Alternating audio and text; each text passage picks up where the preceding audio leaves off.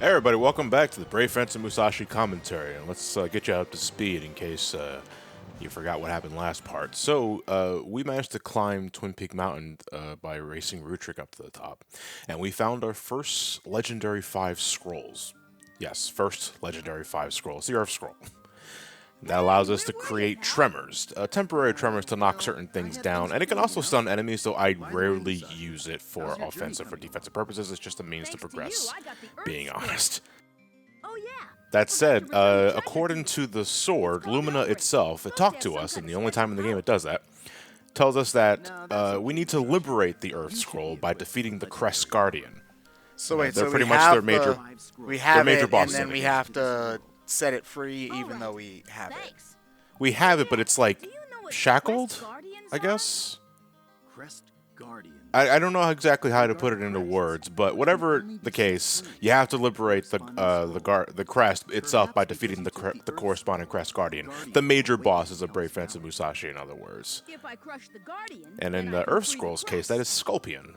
But we can't gain access to Skullpion just yet because he is in the aptly named Hell's Valley, which used to be a prison for all-you-can-eat kingdom, but we need to rescue 4 specific people to open up the switch, to open up the gate, because they require pressure plates, and 4 people have to press them simultaneously.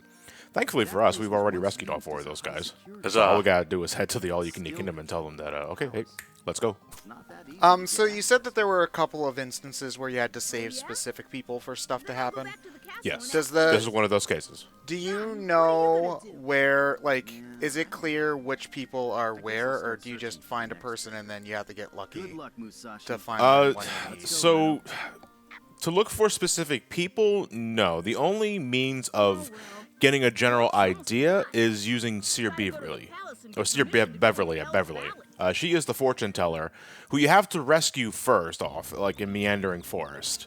By rescuing her, she can tell you the general location of where a specific resident is if you've already visited that area. So if you've been to Meandering Forest, but there are a couple of residents that you haven't saved yet, and you go to their name on the resident list in the kingdom, the old man will let you know that according to the seer, you can find them here, but they won't give you an exact location. You just got to know, hey, you're still not done in like Meandering Forest and what have you. Okay. So, all I know is that there are a lot of No More Heroes players in this goddamn city. How so? Well, they're all shaking their hands up and down. It's... Oh. Gotta charge that Wiimote. I mean, I guess it makes sense considering. Actually, no, it doesn't really make sense. No, not at all. So, did you say something about a resident list? Yeah, so we can show it off right here, actually, because we're going to be spending a good 2 minutes back at the castle. So we talked to the old man, the geezer. I always forget his damn name. Ripson, there you go. We talked to him to tell him that we need permission from the castle to get inside Hell's Valley. But to get into Hell's Valley at all, we need to press 4 switches simultaneously, so we need to rescue 4 specific people. But if you've been looking high and low throughout the levels at this point in time, you should probably already rescue them. But if you haven't, Ripson will tell you the 4 specific people you need to rescue, and it's kind of funny. Like if you already rescued all 4 of them, immediately after telling you who you need to rescue, he just says, "Oh, we have all 4 people." So we can just immediately go into preparations. So are these the only 4 people in the kingdom that know how to stand? Yeah, yeah. I don't. Why we can't just have Ripson, the butler, Scribe Shanky, and well, I guess Musashi, because it's not like you need 4 people to stand on the switches at all times. You just need to open the gate. Or I don't know. You could also like put 4 rocks on it too, I guess. Also, why did you leave just to come back in? Okay, so one thing I meant to do earlier in the playthrough, but we might as well do it now. So by rescuing certain people, you not only increase your BP, but some will also teach you secret techniques. Most of them are in the form of soldiers, but in the strange case of the maid here, who's avenging her father by attacking this fly that's in the room, Musashi takes that as a technique. And now we can do this dashing attack with fusion, which is good, but I don't like it that much because you don't have control on when it activates. It automatically activates once Musashi begins dashing, when he's running at full speed. So when you're like approaching an enemy and you're running towards them, the first thing you'll do is that dash attack, which has a lot of recovery time, and it doesn't have a lot of combo potential at all. So do you just kind of stop before you attack something? I jump. Oh, you jump cancel. okay. Yeah, I jump while approaching an enemy, so I don't do. Yeah, basically to make sure I don't do the attack. But besides learning certain techniques, there's also like cool little details that changes the castle's aesthetic as the more you rescue. As I talked to the musician there are 3 musicians you can rescue in this game, and they all play specific instruments. When you rescue a certain musician, their instrument gets added to the castle's background theme. Oh, that's cool. I love it when games do that kind of thing. Like, I mean, I know it's super simple technology that we've had. Arguably, I think there might even be some SNES games that do that. But it definitely became much more popular in the N64 and PlayStation period because, like, I remember it was a big deal that games like Banjo-Kazooie had that kind of thing. Yoshi's Island on Super Nintendo. Yoshi's Island? Added, okay, yeah. Added more instruments to the overall theme. Well, no, the more Mario worlds World. progressed. Mario World did because once you got on Yoshi, it added the bongos. Yeah, in terms of just like adding instruments on certain circumstances, yes. It became more popular during this era in particular because the samples that we could use for sequenced music got a bit more complex. It also probably was a little bit easier to add more instruments and also change the instruments that were playing the specific melody lines, I think. Oh yeah, that's what I mean by the samples. The sound samples that they use for sequenced music in particular got better. I mean, they could do that kind of thing in the 16-bit era, but it was very limited in terms of sound quality.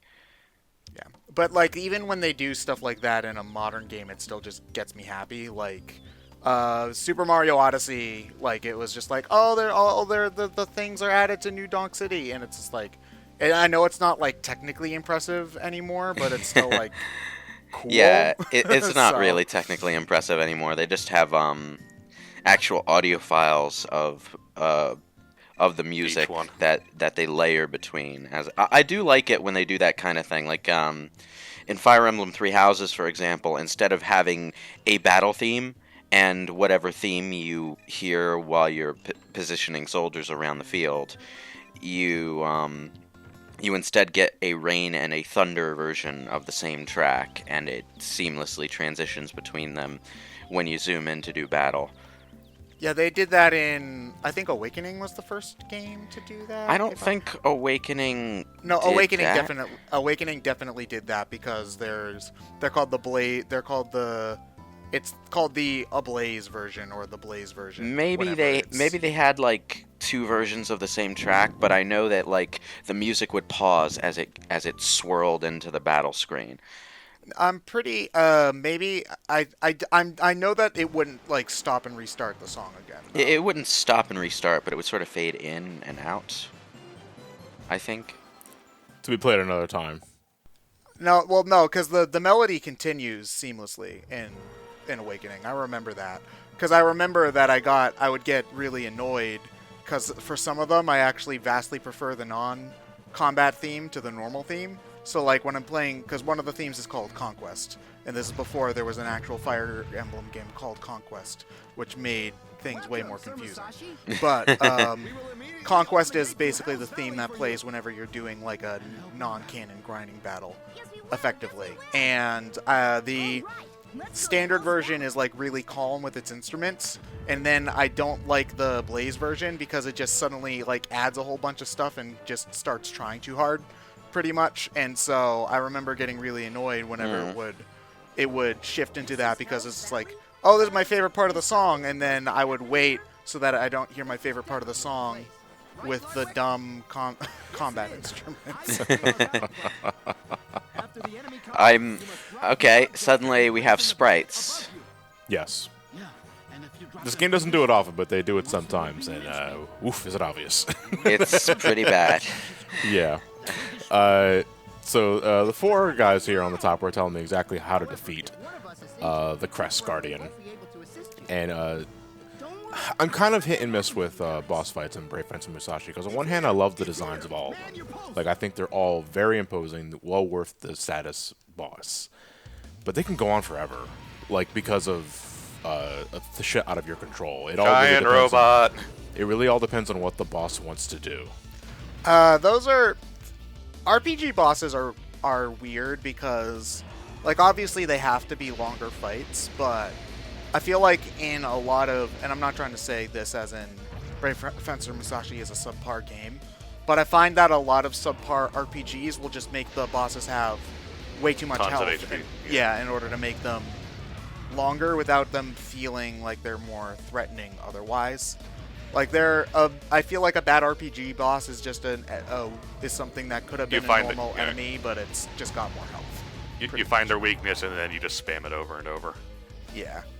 You know how to defeat the boss. In Brave Fencer Musashi's case, it's more you know how to defeat the boss. You just have to wait for that opening, but sometimes you're waiting for a while. Like in the case right there with Skullpion, sometimes he's just doing this like 4 times in a row, which is like bad luck. You know. Oh, that's that kind of reminds me of like not really a Mega Man boss, but I don't think that any of the I'm struggling to think of an example for a game that does it, even though it's pretty common. But it's just like when you're supposed to counter their specific attack and they just don't feel like doing the attack you want them to counter. Yeah. That happens with a lot of platformers and action games from this general time period. Yeah. But basically, the gist of the battle is that the 4 guys are going to put stuff inside the basket above your head. You need to use the Earth Scroll to knock it out of the basket. If it's bombs, it does like scatter bomb damage. What you really want are the rocks. It's you have to be more precise with it, but it does 100 damage on contact. If you miss with the rock, it will land on the ground, and you can pick it up and throw it yourself. But it does significantly less damage.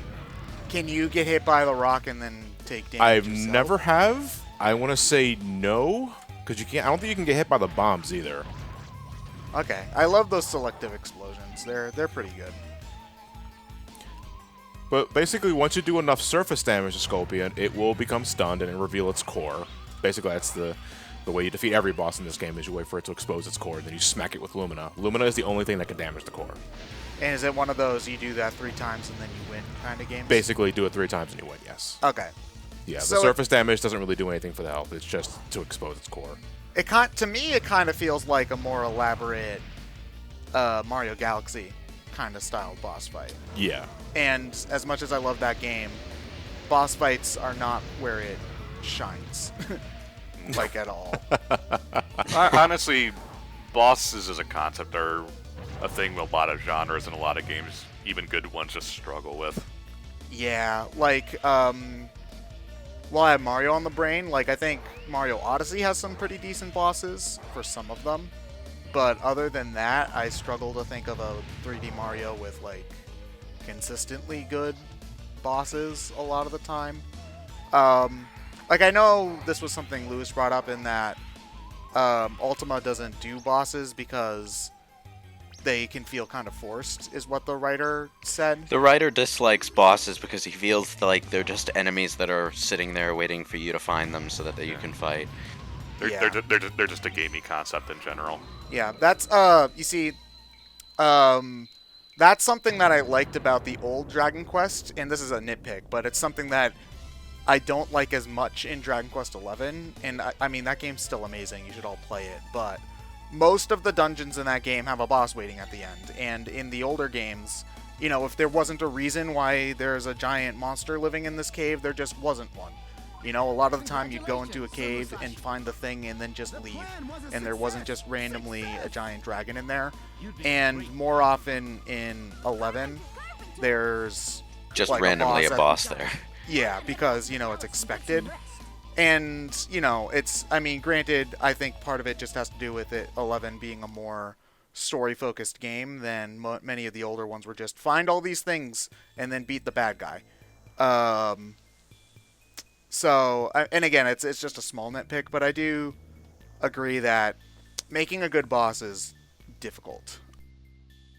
Actually, you want to know a game that I think does a great job with its bosses is Kid Icarus Uprising.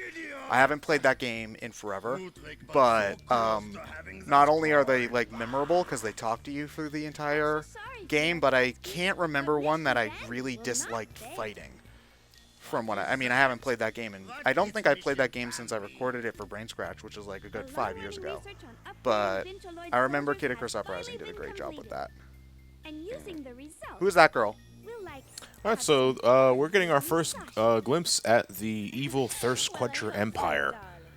And pretty one-note individuals, you know, kind of standard for this kind of game. Why do I've just realized all the portraits remind me of Tactics. Yeah, in a way, it's almost uncanny, yeah. Do you know if they had the same artist? Because I know That wouldn't surprise me. No, the character designs in this game were from Tetsuya Nomura. Oh, okay. So he probably was just trying to... Remember when Nomura had different art styles for different projects? To some extent. I always thought his space character designs were kind of similar, except for 7. Like, 7 was his most anime. 7 was his most simplistic because he was designing for a simpler graphical style. Yeah. Ironically, I think that makes them kind of the best designs he's ever done, outside of maybe 8. But... Oh, I don't, like, I mean, maybe this is just a personal thing, but I don't like the characters in 8 at all from a design perspective. Like, they're either generic and boring or just really stupid, like Zell with his, like, stupid Shadow the Hedgehog tattoo, you know? Or it's just like, you've got that, and then you've got people like Selfie and Renault who are just, like, anime girls, and that's it. You know? I find that there's not really many characters in that game that stand out. The visual design in 8 was supposed to look kind of laid back and realistic, but to be honest, they didn't really get that effect until 15 rather. 16. But using that future vision. But I'm not giving 15 to Tetsuya Nomura because they kind of had an actual like real life clothes designer do the designs for that game.